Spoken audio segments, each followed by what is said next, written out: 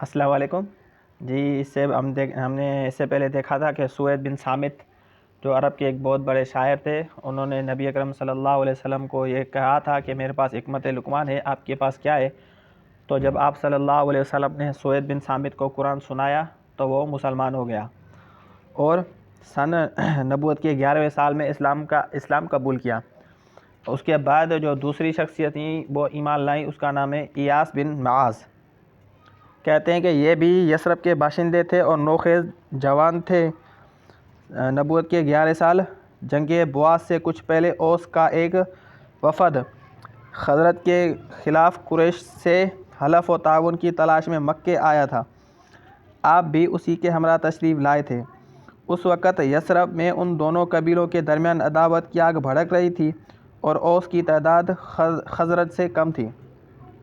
رسول اللہ صلی اللہ علیہ وسلم کو وفد کی آمد کا علم ہوا تو آپ صلی اللہ علیہ وسلم ان کے پاس تشریف لے گئے اور ان کے درمیان بیٹھ کر یوں خطاب فرمایا: آپ لوگ جس مقصد کے لیے تشریف لائے ہیں کیا اس سے بہتر چیز قبول کر سکتے ہیں؟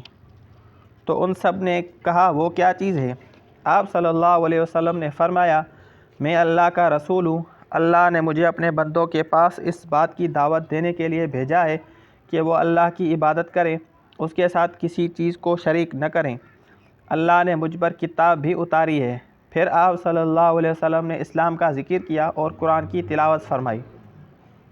ایاس بن معاذ بولے: اے قوم، یہ خدا کی قسم اس سے بہتر ہے جس کے لیے آپ لوگ یہاں تشریف لائے ہیں۔ لیکن وفد کے ایک رکن ابو الحسر انس بن رافع نے ایک مٹھی مٹی اٹھا کر ایاس بن کے منہ پر دے ماری اور بولا: یہ بات چھوڑو، میری عمر کی قسم، یہاں ہم اس کے بجائے دوسرے ہی مقصد سے آئے ہیں۔ ایاس نے خاموشی اختیار کر لی اور رسول اللہ صلی اللہ علیہ وسلم بھی اٹھ گئے۔ وفد قریش کے ساتھ حلف و تعاون کا معاہدہ کرنے میں کامیاب نہ ہو سکا اور یوں ہی ناکام مدینہ واپس ہو گیا۔